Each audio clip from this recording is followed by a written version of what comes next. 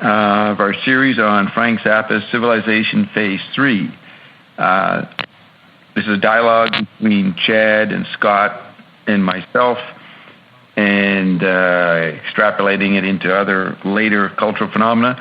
And this is being recorded on December 5th, 2010, and it's the second day of Zappadan, a festival, as far as I know, initiated by Reverend Dan in Los Angeles of KXLU, that station. So Zappadan, in honor of that, which is a 17-day festival from the day Zappa passed on December 4th to December 21st, the day he was born in 1940. So we have a new member, James from Australia, who has agreed to enjoy us and be part of it. And welcome, James. And we'll hand it over to, there's James, we'll hand it over to Chad for the official AM radio certified Don Pardo version of the proper voicings of how to... Okay, so in our last discussion, we talked about mostly the second disc of Civilization Phase III, and we kind of focused on the more digital side of it. And today we're going to start off by going back to the beginning. And the first disc includes a lot of lumpy gravy stuff that was in archives for 30 years before it was put on Civilization Phase III. And we're going to even start out a little bit earlier and talk about some of Zappa's musical origins, including influences like Edgar Varese's Ionization album and The World's Greatest Sinner, which was a soundtrack for a movie, which was composed by Zappa. And on that note, I'm going to hand over to Scott because he had a point he's going to make about The World's Greatest Sinner. So go ahead, Scott. Yeah, before we got going here, we started talking about The World's Greatest Sinner, and I did a Wikipedia on it, not really being familiar with the movie, produced by Timothy Carey, who stars and directs in the movie. And midway in the first paragraph of The World's Greatest Sinner, I see the words that he eventually forms a religious cult based on the premise that every man is God, period. The next word, the next sentence begins with the word ironically. So my eyes picked up on that, and it seemed kind of synchronistic to what Ion's been talking about. But I'll just go ahead and read the Wikipedia entry here about The World's Greatest Sinner, 1962, underground film, written and directed and starring the character of Timothy Carey. The self-financed film tells the story of an average man, Clarence Hillard, played by Carey, who quits his day job as an insurance salesman and forms a rock band. Finding that he can whip crowds into a frenzy with his wildly unhinged rockabilly performances, Carey takes advantage of the attention by turning his fan base into a political party and eventually a religious cult based on the premise that every man is God. Clarence finances the cult by graphically seducing elderly women out of their life savings. The film is noted for its many sequences of Timothy Carey making out with old women.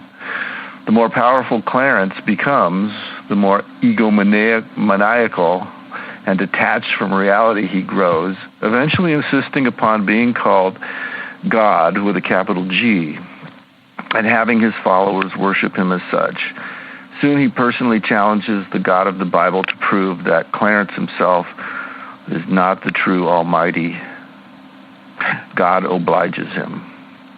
So that's the entrance in Wikipedia. I'm not sure how this all fits into why Zappa clued in on The World's Greatest Sinner as being a theme. Who wants to say? Talk about that. Well, just because we didn't get it on the recording, but it was a great point that was brought up earlier by Bob about how the most influential piece that inspired Zappa to get into composing music was an album called Ionization by Varese. And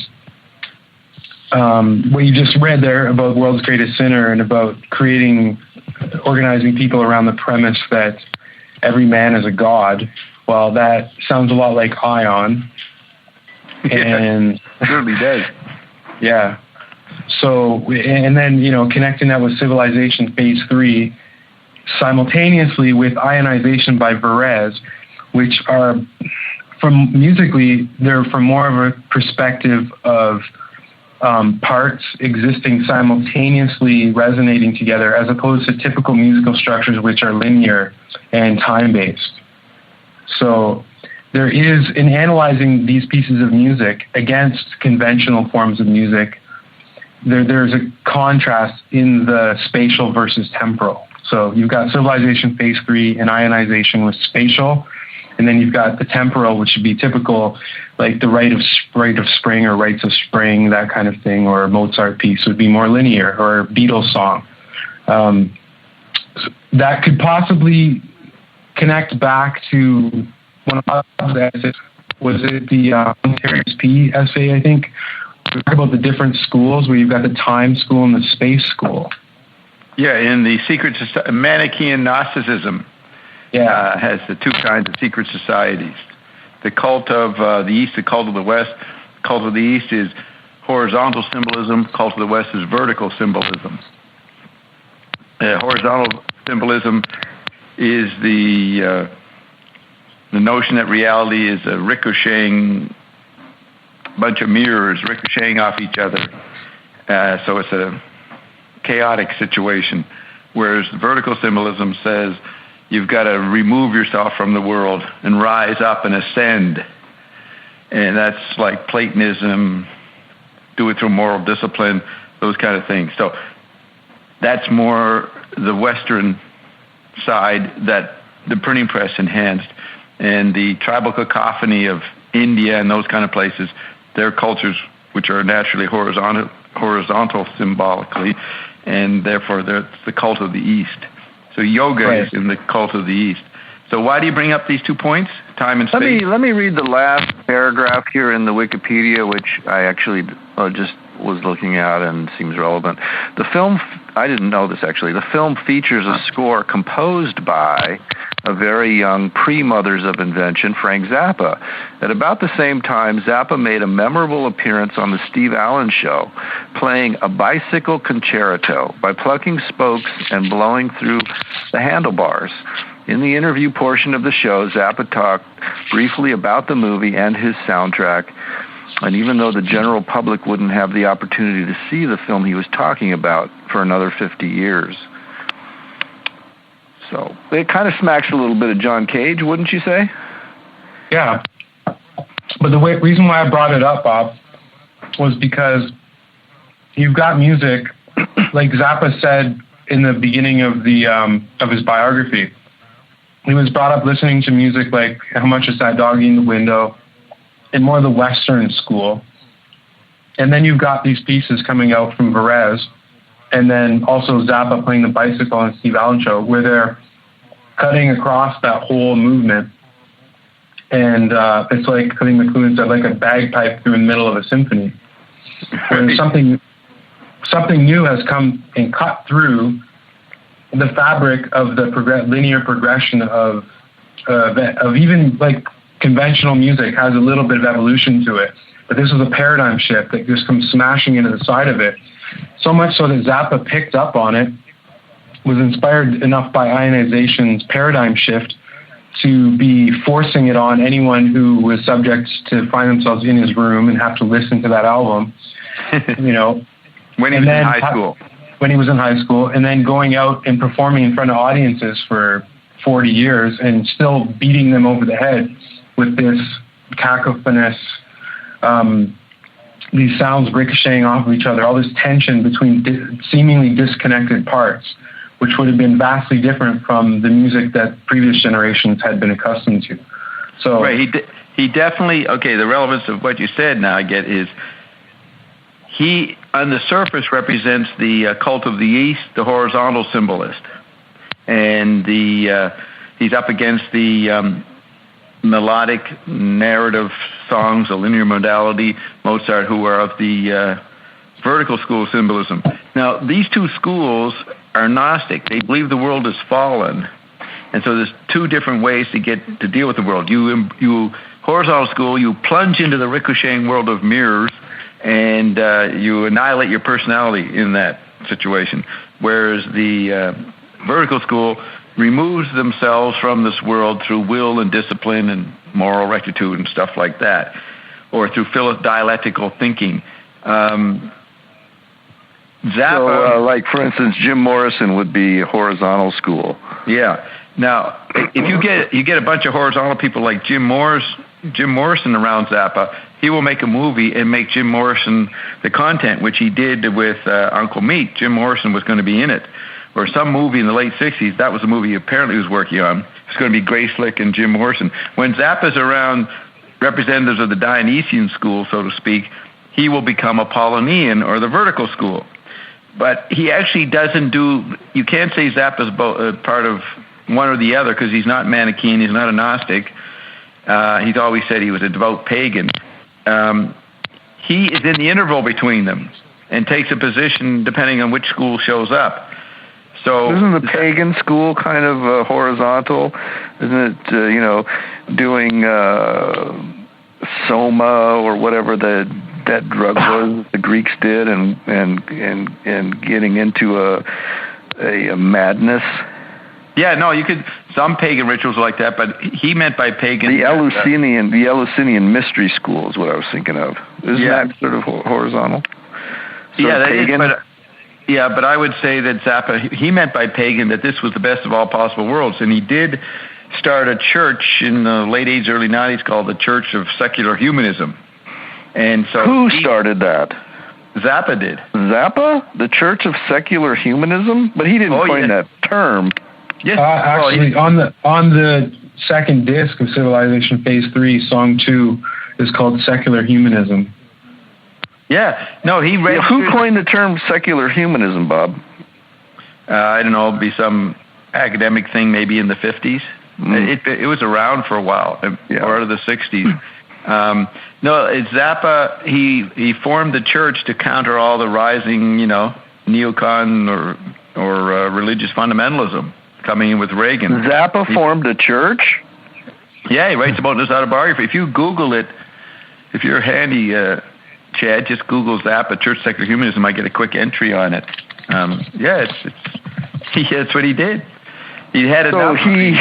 Yeah, here it is. Oh, he's going to read it. It's on the Zappa wiki. Thousands of years ago, wise men predicted a new religion would appear at the time of a unique planetary alignment called the harmonic convergence. Okay, now who's writing this? Is this what Frank wrote? Oh, this is a press release from 1987. Zappa announces CASH. So that's CASH, Church of American Secular Humanism. CASH. It's a press release from Zappa. Cash flow. Yeah. We'll be talking that up on Wednesday. We're the Church of Secular Humanism. We're the first atheist non-physical. Yeah. Okay, go ahead, read it. This is Frank's statement. Yeah. The ancient writings didn't mention a Nixon-appointed judge named Brevin Hand, but they should have. His ruling in the controversial Alabama school textbook case provided the final sign from on high, and those are all capitalized, which led the unpredictable Mr. Honker to the file articles of incorporation in the state of Alabama for CASH, Church of American Secular Humanism. In deciding the case, Judge Hand ruled that secular humanism was, in fact, an actual religion, and that the tenets of its faith were dominating the curriculum of Alabama schools, thereby violating the civil rights of decent Christian folks who demanded, quote, equal time. The problem with this historical legal interpretation, according to some, was that there really wasn't a religion called secular humanism, and certainly no Church of Secular Humanism. Out of this desperate need, CASH was created. Zappa reasoned that if the judge's ruling was upheld, secular humanism was entitled to the same benefits under U.S. law that every other religion enjoys. tax exemptions, awesome political power, unaudited expenditures of vast sums on real estate speculation, etc. So, in drafting the tenets of the faith, he duplicated the actual language of the judge's ruling, adding to it a few thoughts of his own. And then it says the complete list is included later, but that's not enclosed. But then it continues, when asked to explain, Zappa paraphrased Oliver North, saying, quote, as a result of Judge Hand's finding on this matter, I sensed the need for the creation of an off-the-shelf, standalone, self-financing religious organization capable of worldwide covert action, end quote. He also said, if the judge's ruling is struck down, and in fact it should be, there is still a need for this church. The people of our faith refuse to be persecuted any longer by a fanatical fifth column, shoveling money in the direction of, quote, special friends in Washington, D.C. That's it. Wow. Isn't that awesome? You know, Zappa was like a alter ego of LaRouche in terms of his political and economic perceptions. That's what I have on my Memo to Prince Charles. He's the Aristotelian school against LaRouche's Platonic school. I have that. And here's the neat thing. He's doing the world's greatest sinner. He's moving to the level of starting a religion, which is what the character does in the movie. Mm-hmm. Yeah. And I just want to note again, so there's the track Secular Humanism on Disc 2 of Civilization Phase III, but there's also on Disc 1 a track called Religious Superstition. Right. So those could possibly be counter to one another. Right. So yeah, because Zappa is in the middle, or the resonant interval. He's tactile. Yeah, because we hear the words religious and secular juxtaposed as a way of being anti-environments to one another. Yeah. So secular humanism is an anti-environment to religion, but Zappa wants to turn it into a religion. Yes. he's a spiritual atheist, non-physical atheist. But to finish the thought, so when he said he was pagan, I brought up the cash, the church cash. He meant involved in this world. This world was where it's at. It's the best world there is, and that involvement, you don't want to just limit it to nature. But he had no problem with this world. He did not want to leave it, so he's not Gnostic. He's not that kind of pagan. I meant by pagan, he celebrates hedonistic relationship to what is, and I wouldn't even limit it to hedonistic. It becomes aesthetic sometimes, aesthetic, A-S-C-E-T-I-C. So Zappa's, great quadrophenic, and miming what the Android meme was doing, because Android meme presents the Aristotelian and Platonic argument for the vertical school versus the horizontal school. So we don't know how much Zappa actually clung to life. Did he, when he realized he was dying, did he see that as being part of this part of the process of living in this world, and so therefore natural and not anything to be all that disconcerted about? Or was he, sort of like trying to in a paranoid sense worried about dying, and therefore trying to find a remedy? I don't know. There's only, Gail would have some stories. Gail thinks she's a bit of a psychic, and she wrote about that in that groupie's second book. Pamela DeBar, or was that her name, Pamela DeBar? She did a book where she interviewed, her second book, all these people, women she liked, and she respected Gail Zappa. And Gail talks about her psychic vision the first night she wakes up from sleeping with Frank, and then says she has this ability now. So I was talking about this with Jerry today, the psychic part of the Zappa family, which is not discussed. You have in Circus Magazine, I don't think it was Cream, Circus Magazine, 1969, maybe June 69 issue. It's when he first lays out some of his personal cultural favorites. That's where he says, his favorite book is Theodore Sturgeon's More Than Human. At least one of his favorite books. He also acknowledges that John Cage was an influence among other people, including the Nutmegs, who we hear regularly on Dan Romanello's Group Harmony Review, and in our doo-wop R&B group. What was I saying there? So Oh yeah. So he's asked in this interview about being psychic, something like that. What do you say about the psychic stuff? And he says no comment. So in the Bob Marshall interview, Bob Marshall asked him, why did he say no comment? And he said, not because I didn't believe in none of that stuff. He says, it's a subject I may not be quoting him 100% accurately, but he gives the impression, it's a subject I take seriously, and I only will discuss it with people who could understand it. I'm not going to discuss it with some teenage, pop magazine journalist. So you can look that up. As a matter of fact, I'm going to look up the Bob Marshall interview anyways in a minute, and maybe I can find that part and read it. So why are we... you remind me of that quote from the Bible, don't cast not your pearls before the swine. Yeah. So Zappa was, I knew him as a very sensitive person. There was a story. Oh, I want to say on Reverend Dan's thing, it was great hearing that song All Night Long. I've never heard that. It's from some bootleg. Did you hear that part of it? It was just with the Mothers. I don't know. There was one good unknown thing that they played. I hadn't heard that song either, and I was like, "What? It was really nice, harmonious singing, and it was quite a nice song." Yeah. Yeah. And okay, so just want to mention that earlier. Well, where are we at? So I see Zappa's in the interval. Between the two schools of time and space, right? Right, and I'm trying to find the quote. He said... But he wasn't, was he in the interval? He took very solid positions.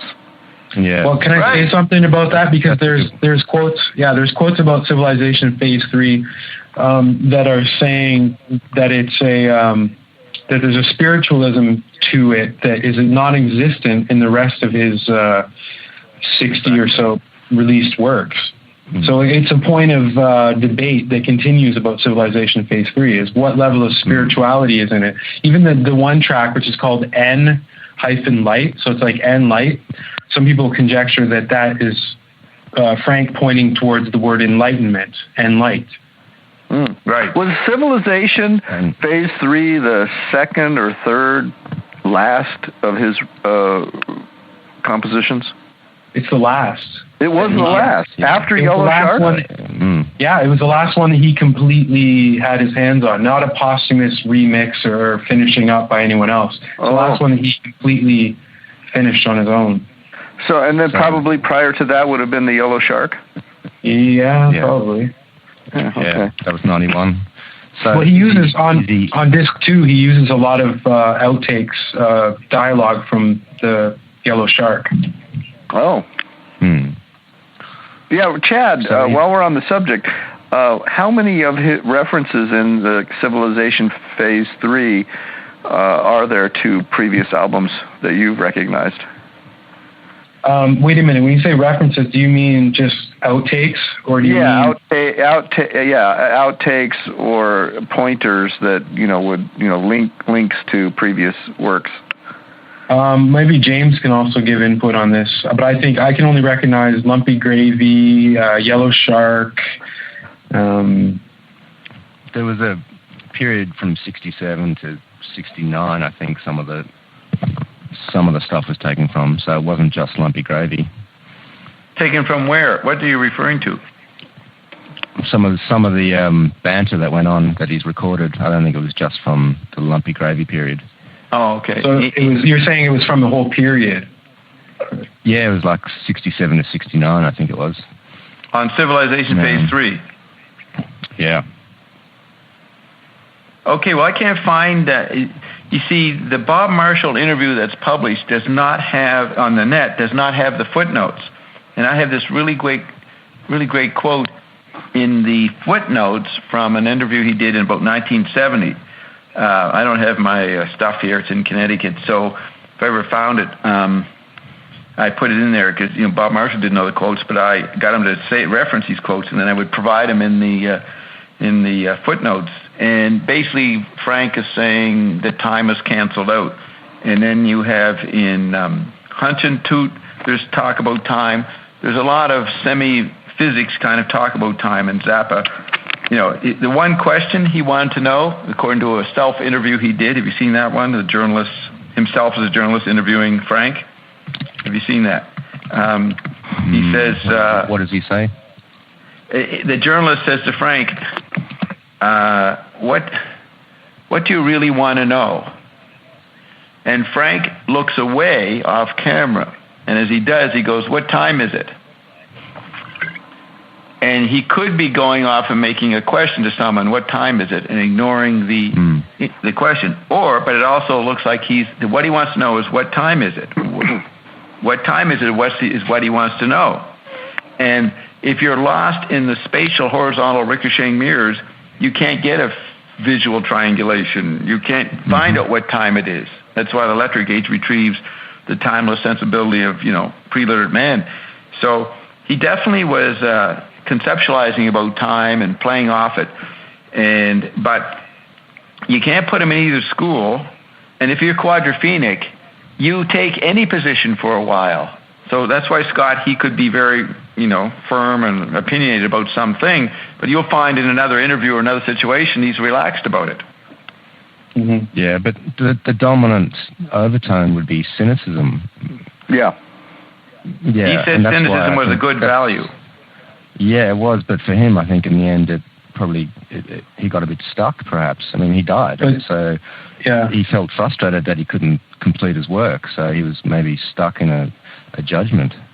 Yeah, okay. I've thought that too. I don't know. I'm being don't know if this is resonant or not, but the fact that he put so much quote unquote potty mouth words and music into his shows, his compositions, and then dies of prostate cancer. It just seemed kind of weird to me. Exactly. Yeah, but also if you look at his music, not much of it came from the heart. There's very few songs that are him just saying how he feels without having some sort of exterior judgment or agenda. Well, that would come out in his R&B songs, like Closer to You. Yeah. His emotion. Outside Now, But let me tell you something. I know a lot. Wait. I was going to say, sorry. If you look at his guitar solos, though, that's a bit different. Where he lets loose, he improvises, and you can see the man himself. So I saw a juxtaposition of what he really wanted to achieve and what he was doing. A juxtaposition? Yeah, he couldn't quite get it. Like, he'd so many different band members and this and that he couldn't get working, and there was something which it was incomplete, as he stated, and he reckons when we got Ion to get Zappa to come through, he said his work sucks. He hated it. Yeah. Well, he was always frustrated. But see, that's Frank the musician. Frank. Is that? I mean, that's the question. No. I want to tell you, I knew the guy. Yeah, I know. And Gail says the same thing I said. She said it. I heard her on WBAI a day or so after he died, and I think Dave Marsh interviewed her. And she was frustrated by the fact everybody thought he was a cold, heartless, work-driven guy, and she made a point of saying he was a soft, generous person and real. He was a family man, yeah, for sure. Well, not the family man. Let's not bring that in. I'm talking about as a human being. For me, he was one of the nicest people I ever met. He had that vibe like Garrett did. I have that vibe. I'm one of the nicest people you'll ever meet. I know the vibe. Yeah. And yet we can come across in media performances as crude, hysterical, whatever, cynical. Yeah. In noticing Frank, you can hear it in the interview. Well, not many people heard it. The recorded interview with Bob Marshall. You hear a very soft Frank, a very casual, confident, funny, and that's the guy I knew. So maybe though, because the Android meme was unpredictable for the way it unfolded especially in the 80s and 90s, he may have not been able to see through what happened later. And that's the point. That's the point. He might have become cynical in his public presentation of himself, but he was never that privately. Never that privately. No, I'm not talking about that. I think he's a great man, but in the context of these grounds and the holy offices, and how they've all just basically laid the ground for now. Right. I think it's important to see. He's laid some good ground for you to work off, but never made it through. He died. Well, you said to me the other night that, well, Bob, don't you think Frank's still in there, quote, competing with you, or still something? Remember that statement? Yeah, I think because we're coming maybe to a discussion where language and words are as good as a guitar solo, and so right. Yeah, so now you can perform music, without having to do music. That's right. Okay, back to this point. I don't know. Can you draw a comparison between words and notes on a guitar? They don't convey. Yeah. Words convey conceptual, and the notes on a guitar convey feeling. Well, but in the post environment now, I think it's a mishmash. Yeah, words don't provide conceptual meaning. But I don't get a narrative when I hear Zappa guitar solo. I hear a musical narrative, but it's not. I don't have a conceptual idea in terms of. Well, no, that's right. We're not saying he worked with percept, but hip hop comes in, which is almost like word based.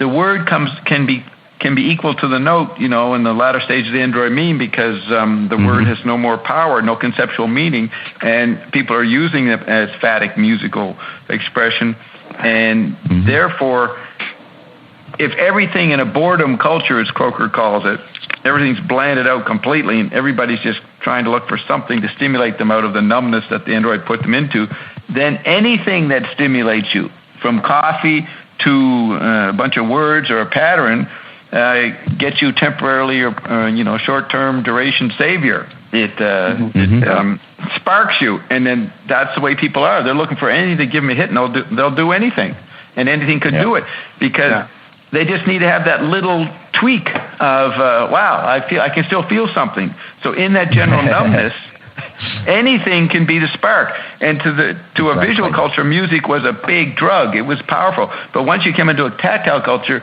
anything, including being a jackass in that sport thing they do, jackass is a sensory. You're really turning the chemical body into a probe it with anything. Yeah. And in that context, words can be what music used to be. And also, Jerry made a good point in this recording, Bob, that you sent me of the Zappa Dan, or Reverend Dan show. Right. He said, don't forget that Zappa was the one who started bringing in vocalized guitar solos, where you have the guys singing along with the same melodic pattern of a guitar solo, where they would be like, exactly. na na na na na na na na na. They would do the guitar solo part of it, and they would come back and they would do the. Yeah, exactly. You mean like George Benson? How he would sing along with the notes on his guitar? No, the notes would be word-like. Yeah, exactly. But they'd sing along. Both sides of that, though. Notes that in guitar solos sounded word-like, but on the other hand, too, having one of the singers actually sing out the guitar solo with lyrics. Yeah. Like take the song. Like the song, what is it? Eat Your Greens. What is it? Mr. Green Jeans. I've heard that song, about 1,000 times, just instrumental, and then I heard a version of it where it's actually vocalized. I didn't know there were lyrics to it. It's slowed down a bit, exactly, and they're actually singing lyrics over it. Where it's like "Eat your greens," but they're singing vocals over top of where I was expecting to hear the simple instrumental melodies, but he spliced in someone singing vocals over it. So your point there is what about? That he's basically taking the role of the guitar solo, which normally would just be played with a guitar, or an organ solo played with an organ, and he's in some of the tracks replaced the guitar solo with someone singing along, singing the same notes as the guitar solo played.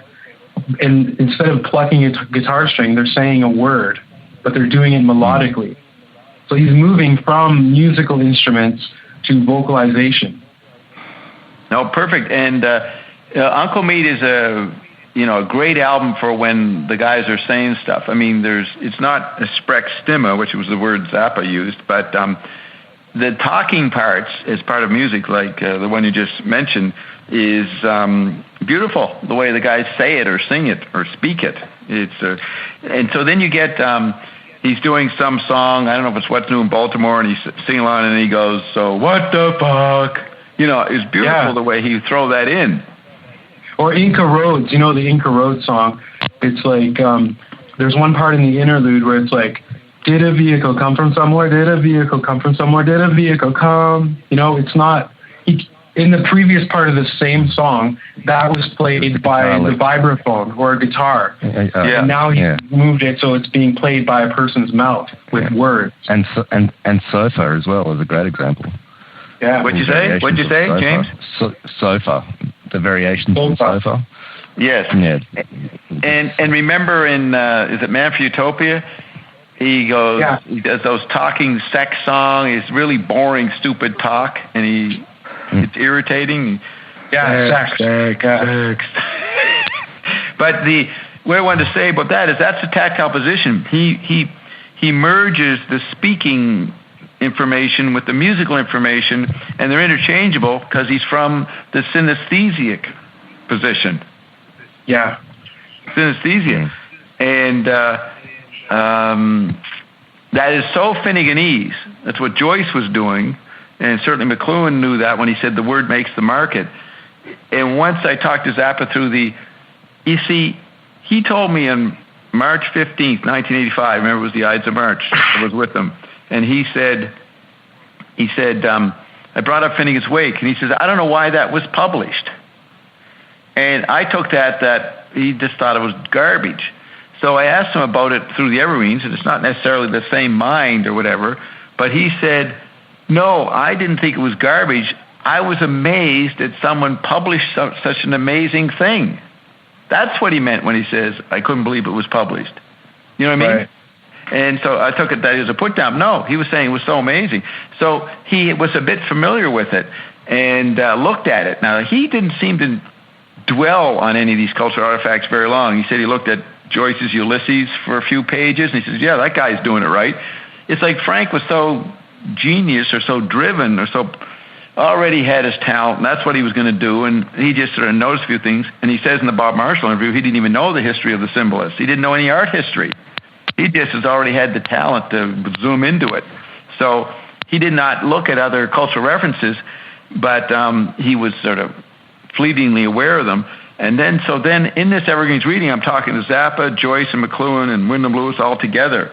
And it progressed along where I realized that Zappa's musical conception was the musical version of Finnegan's Wake. He actually was thinking that. Maybe not particularly thinking of the Wake completely, but what Joyce's vision was, he had the same vision. They agreed. Right. Well, they both recognized the central point here, which is tactility. Yeah. The interplay. And it's not necessarily the position in between, because that's visual. You got that point and something in between. You're still using your eyes. That's not tactile. But sometimes you say resonant interval, and sometimes you say in between, but it's not limited to that. It's actually a nowhere position, the resonant interval, where tactility is. So look at... I asked Zappa on the tailgate, what did he think of the resonant interval? And he said, that's just the space where you don't play any notes. Right. Now, I forgot. We actually had him come through and tailgate. I forgot about that. Yeah, I don't remember that. When did that happen? Well, it was March or February. It was early. Yeah. That's right. And I remember now hearing you ask questions, James. I remember that ask that mood or something. So, well, the resonant interval would be the big note out of which, Yeah. And, okay, with that in mind, I found the song Time is Money. Here's what he says. Time is money, but space, capitalized space, is a long, long time. Perhaps you are surprised to see I speak your language. But I have been monitoring your earthly broadcast for many years, and the reception on my little planet is extremely fine. Time is money, but space is a long, long time. On my lonely throne in the cosmic night, I ponder the vast expanses between your puny world and mine. From my couch in the sky, as my planet goes by, I behold all your misery below there. I have seen all your lying and crying and dying, and believe me, your planet is nowhere. Space is a very long time. Who wrote this, Bob? This is Zappa. It's Zappa. The lyrics of a character in Hudson's play. Wow. Right? What'd you say, Now, James? Bob, This is from Hutchintoot. It's the play Hutchintoot. No, but it appears on the album Sleep Dirt, and I was wondering if that's a reference to him sleeping and his cognizance of what's going on. Right. So he goes, space is a very long time. Then he goes, and if, now look at this, and if, this is like in brackets, but it's continuing the lyrics of the song, and if the equation as set forth above is proved when we get to the bottom line, the, quote, powers financial, unquote, that's the powers financial, I'll hold over your world, will complete my fantastic design. And then he says, and the whole equivalent earth shall be mine. That's like duality, two earths. And the whole equivalent earth, in quotes, shall be mine. And the whole equivalent earth shall be mine. And the whole equivalent earth shall be mine. Mine. What do you think of that? That's pretty cool. Yowza. So Zappa has the ability to intuit any array of possibilities. Throughout his whole career, he intuited lots of stuff. He wasn't limited. Just like he kind of reminds me of. I don't know. I'm not that familiar with Sun Ra, but he kind of got a smacking of Sun Ra there. Oh no, definitely. Zappa is the. Sun Ra is the black Zappa, or Sun Ra, Zappa is the white Sun Ra, because Sun Ra was eclectic with music like Zappa. Yeah, totally. And also a disciplinarian with his band members. Yeah. And I talked to Sun Ra for about half an hour through Ion. Have I ever told you about that? No. Guess what? He was from Saturn. That's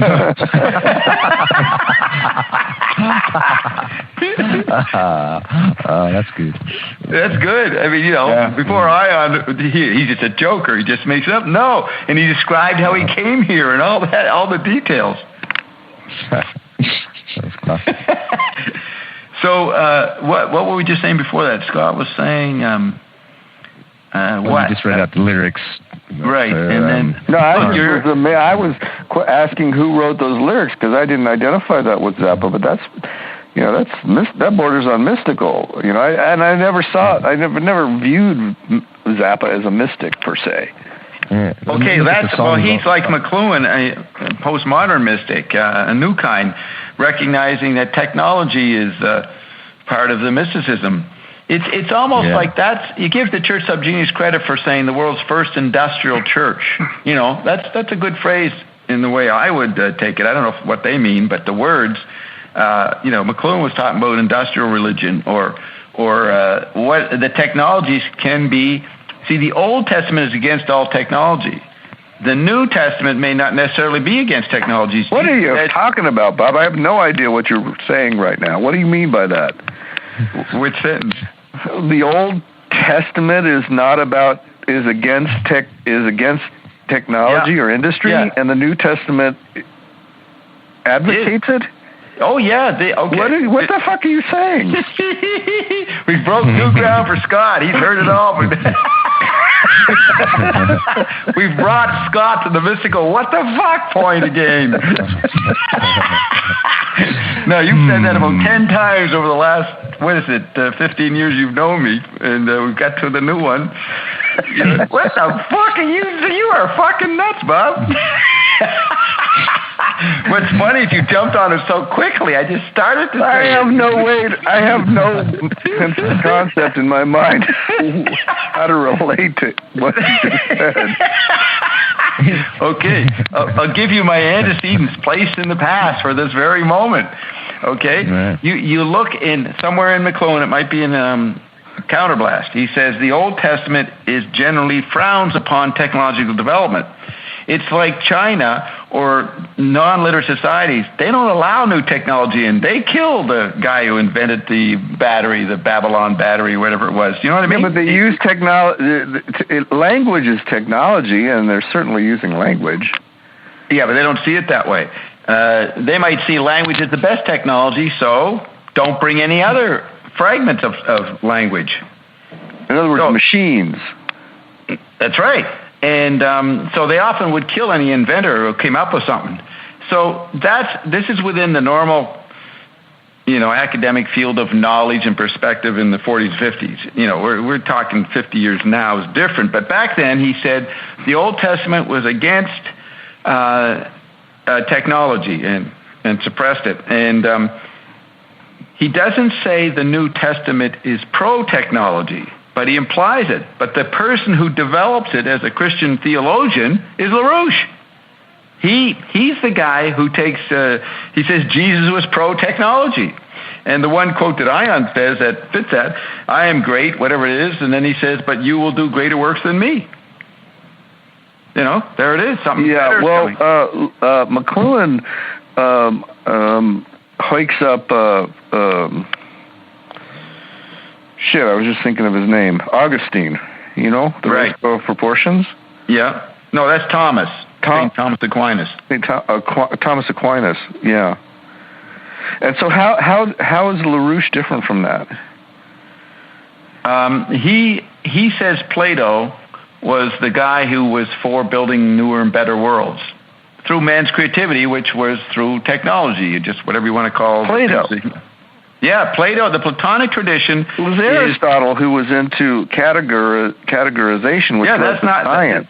That's the Aristotelian limited view of technology. Aristotle said, we know everything, now we just make an encyclopedia out of it. LaRouche and the Platonic tradition is, we don't know everything, and stop categorizing everything because we don't have any basis to frame it, so keep exploring. And so the oligarchy didn't before the printing press, they didn't like any new inventions, so they were Aristotelian, not Platonic. Now, some people... Mark Stallman's on this bent that he's exposing now that LaRouche is a Neoplatonist. But LaRouche wrote against Neoplatonists. That was the Gnostic version of Plato. Now, it depends on how you interpret LaRouche. Oh, yeah, he sounds like a Neoplatonist. But LaRouche did not intend to be a Neoplatonist. Well, how is a Neoplatonist different from a Platonist? Oh, a Neoplatonist is Gnostic transcendence, vertical symbolist. Yeah. It comes in, around the time of St. Augustine. I can't remember. That this world is a demonic trap from which we must find a point of exit. Yeah, or it may not be that extreme. It just says there's a point of transcendence. And Plotinus, Ploitinus, is one of the early Neoplatonists.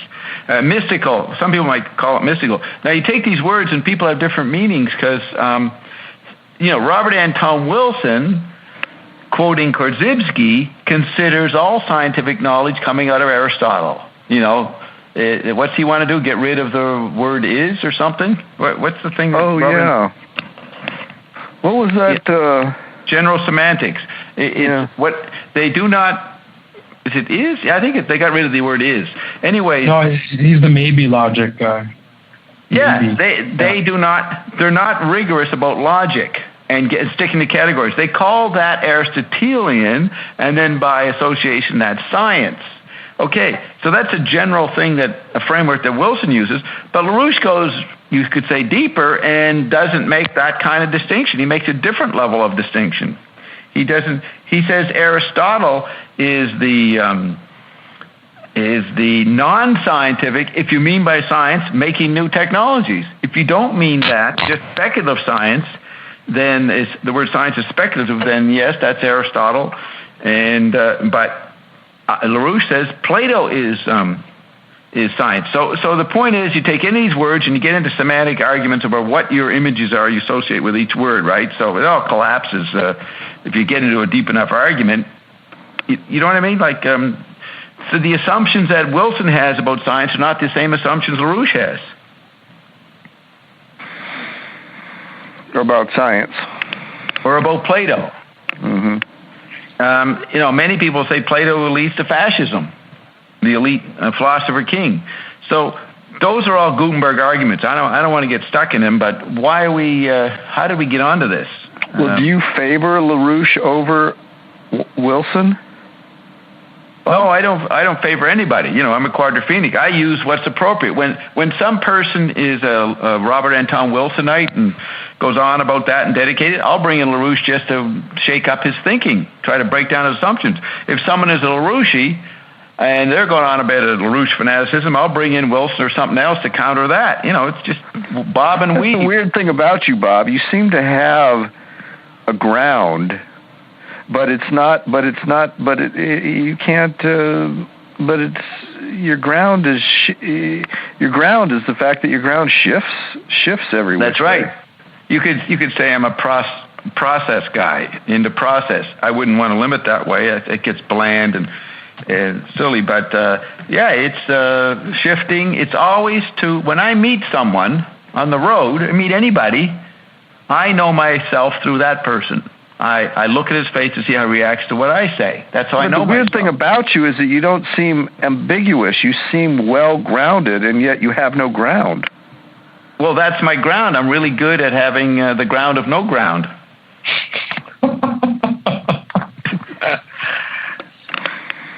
Okay, but I didn't finish it. So I look at this guy, or whoever I meet, and we interact. If I'm in the mood and I find that he's hypnotized by something, I will attempt to wake him up through word magic or different perspectives. I'm always trying to... Who was it Chad, you and I were talking with Angela about the feeling of life's weird and just somebody knows it's weird, and you look at someone, why it's even weird that I know you, why are you even here, why am I here? That sensibility? Yeah. I consider that a slightly wakened state, and I always try to move people to that. The initial pondering, the initial mystery. Or a Zappa quote, it's fucking weird to be alive. Yeah. And Frank says that, and I think I understand, or I feel, I agree with him. That's the feeling. He's expressing it. As a matter of fact, that could be seen as childish or immature, but it's that kind of statement indicates that sensibility that I see Frank having, and I knew him to have, and that I felt I had, and I thought McLuhan had that. They always remember it's weird to be alive, and there's nothing that's going to be able to explain it, so to speak. You know, the weirdest thing to me about being alive, when we think about astronomy and science, and we think about the Big Bang happening 15 billion years ago, and the immensity, almost incomprehensible immensity of space and intersection. It's a long, long time. Well, the fact that we're having this, that we're actually here in this moment, what are the odds, given the vastness of space and time, and the tiny blip that a lifetime, infinitesimal, unnoticeable blip that a lifetime is within the context of space and time? What are the odds that we're even here to have a conversation? Right, and that shows you life's eternal, and it's not subject to those limitations. Yeah. That's the answer to that. It makes no sense what you just described. Yeah. So he says, but I've been monitoring your earthly broadcasts. I mean, that's Frank. Remember in 200 Motels, Ringo Starr's playing Frank, and the band is out partying, and Frank's in the hotel room composing music, writing his classical stuff or whatever he was writing. And how he does it, he turns on the little radio to see what pop music is coming out. He listens to it, he goes, that's it, and he rips it off, and he writes it down. And then he spills coffee on it and rubs that into it. Do you remember that scene? The important thing is he's monitoring what's going on the radio, what most of the population is listening to in 1968, 69, and he's ripping it off and mutating it. The material for his art is coming out of the radio. And that's what he says here. I've been monitoring your earthly broadcast for many years. Yeah. He's actually taking the position he does in the hotel and then making this character out in the moon or someplace. He's meta. I'm thinking of The Third Stone from the Sun, which was a song that Jimi Hendrix did about extraterrestrial intelligence, And this is kind of like meta to what Jimmy was doing. I found that song that Jimi Hendrix very moving in terms of his use of feedback and expanded awareness and intelligence and all of that. And yet, what you're talking about now is meta. To my way of thinking, is meta to what Jimmy was doing with Third Stone to the Sun. Yeah. Because Jimmy's example would have been from more of what it's like to be a space traveler. And then Zappa's example is more like the controller of the larger system intergalactically or whatever. Yeah, Frank is not hypnotized by the scientific image of our cosmos. Yeah. Hendrix still is inside that. And so was Sun Ra, in a sense, inside that image. Yeah. Frank's Jimmy to me epitomized the tactility of the feedback. And somehow Frank even went past that somehow. Well, he did it because Frank was not there to hypnotize you to being a tactile victim. That's why McLuhan went to books. He threw visual space right into the tactile mud. And so Zappa is not limited to any angle on it. Remember, he ends Weasels Rip My Flesh with noise. But then what was often common in Zappa's concerts, and even Wurster complained about this, back in the 60s, he said, he recently had seen Zappa, and he says, the fucking guy is making this great music, and then he stops it and goes off somewhere else. He interrupts it. And it pissed him off. Frank was always interrupting, even interrupting the cliche of doing feedback. Well, that was a Joyce technique in the Finnegan's Wake, the interruption. Yeah. As James Martinez says, the pattern interruption is his phrase. Pattern interrupter. Yeah. Like right here, he's singing, from my couch in the sky as my planet goes by, and you have seen your lying and crying and dying, and believe me, your planet's nowhere, space is a very long time. Then there's this parentheses, which is a satirical Menippean digression. And if the equation is set forth above is proved when we get to the bottom line, the powers financial I hold over your world will complete my fantastic design. It's like an aside. Wow. Yeah, that's awesome. Glad you read that. Right. So here's something that just about 5 minutes ago I was trying to recall when we were talking about, and it's called E prime. Have you heard of E prime? E-prime? Yeah, isn't that the general semantics, Robert Anton Wilson stuff? Yeah. A form of English language in which the verb to be does not appear in any of its forms. E prime therefore does not use the words quote be, quote is, quote am, quote are, quote was, quote were, quote being, and being. Neither does it use contractions, quote s, quote m, quote re. Some people use E prime as a mental discipline to filter speech and translates the speech of others. For example, the sentence, the movie was good, would correspond to the E prime sentence, I liked the movie, or the movie made me laugh. So it's getting closer to what I distinguish is between knowing and knowledge. Because I think of knowing as being what I know to be what I know. I can say what I know and actualize it, but knowledge seems like something that's on the shelf that I'm retrieving.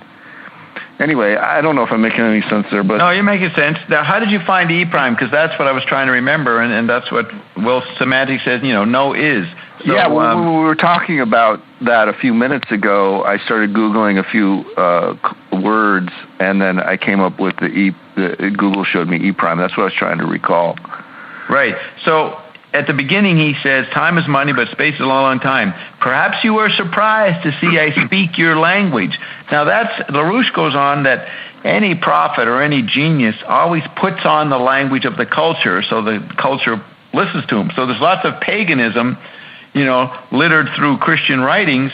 Someone like Nelson Thal or the Worldwide Church of God, they say, no, there's the Catholic Church is pagan because all this pagan imagery in there. That was a natural way, a traveling scholar or prophet would walk into a town. He'd have to know exactly all what they knew and then use the terms they knew and put them on to wipe away their assumptions. You have to know the language that you're trying to tweak. So perhaps you were surprised to see I speak your language. The character, is some alien coming here. But it's also Frank talking about his technique. We are the other people. We found a way to get to you. They got the contract and put the Freak Out album out. It's what's interesting is Zappa I don't know if he would ever spell it out what he was doing. It was just instinctive. Whereas LaRouche would spell it out. And that's why you go from LaRouche. He doesn't get the whole story. Zappa doesn't get the whole story. Neither does McLuhan or Thompson. But you slip and slide from one to the other. You can get closer to the whole thing. And that's what I do, slip and slide and quadrophenic process. All the time, being a little cognizant of anything I do, it doesn't matter. We're still weird. Still got the twinkle in my eye about the weirdness. Yeah, you said the thing. Zappa. Go ahead.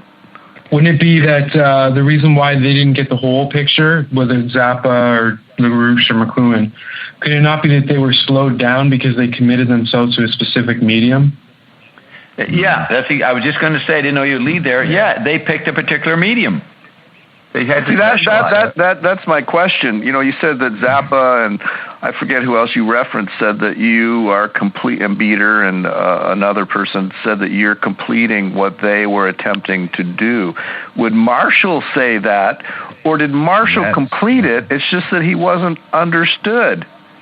No, actually, Marshall said that we're going to complete. It's like they were on the way there. They never got to here. You don't think Marshall got to here? I mean, I have the impression that he did. It's just that nobody got it, except you, Bob. You got it, and you've been hoiking up Marshall your whole career. And Zappa and LaRouche and all of them. But mostly you've leaned on McLuhan more than anybody. Because perhaps you were surprised to see I speak your McLuhan language. It is the most beginning opener and the most general stuff when you talk about the senses and you go on the radio, you're talking to hundreds or whatever. You don't get on there with talking about Plato and Aristotle. You talk a very general language, which is my McLuhan stuff. So I always began with McLuhan. So yeah, he was a good beginning point. And usually in our society, I never allowed to get past the beginning point. You're only on for 5 or 10 minutes, and then you're on. You don't get to say the rest. It was only till I got to cash flow, once we got on Chief Radio, and I had almost an hour to pontificate. That's when the seminar started, and then I was able to develop all the other stuff too. So you just aren't given time. I begin with McLuhan, but that's not where I'm going to end up. But they never let you stay on. You listen now, James. You listen to Mike Dyer in those shows. I'm always being interrupted, and it's fun by calls and everything. Yeah. That's part of the ridiculousness of it. It's not since cash flow where you've had the amount of time and space to play. So yeah, I never had it until that happened, and I wouldn't be surprised because I was given time to do it. I said so much. That's from July 2nd to March 25th. What is that? 8 months or something? That fucking allowed Ion to come through. Build up such a collateral or whatever you say with it. Yeah, but I think it's important to think about what all these holy officers, who they were communicating to, and it was the little men. It's still communications to the little men. So in a sense, they're never going to get it unless they made it to the mystery landscape phase. Now, Right. What do you mean, James, by the little men? Oh, sorry, Scott. Yeah, you know how Ion goes on about the ascending ones and the ascended, and that's sort of the differential between. Yeah, Ion goes on. The little men are your average numbskulls. and so this is all ground for the average numbskulls to maybe get a leg up, but it's not going to get you there. It's just giving you a little step up, and until you hit maybe the Bob zone or figure it out for yourself. The little men concept is big in the exegesis of the Emerald Tablets. Thoth, he's ascended, and he's got to deal with these idiots in the village he's in who could get upset about some silly thing and wipe him out or something, We're never going to get anywhere, really, just using those grounds to work off. I mean, we'll get some, we'll have fun. That's all Outer Kingdom stuff, you could say. Well, maybe. But what we're really doing... No, mortar. Ion calls it mortar. Mortar, yeah, exactly. Yeah, that's better. And we've got to sort of reassess what the main goal here is. And I guess it references back to Ion and what we've been doing in the last year and a bit. So, right, did you say mango? Iondom. No, did you say mangoes? You didn't say mango. No. No. No, but it's important to think about that, because they never made it, but they did give a good ground to work off. And here now Bob is using all this ground, and here we're using Zappa, and we've got to understand that he somehow never got it. Yeah, well, it's also they weren't living. I mean, it's dramatic that Ion showed up. It's the end of the thinning of the veil. The non-physical showed up to create, and we're just hearing about that now. It ended when Ion showed up, because he said, hey, I'm the guff. Ain't no guff anymore. We're here to play.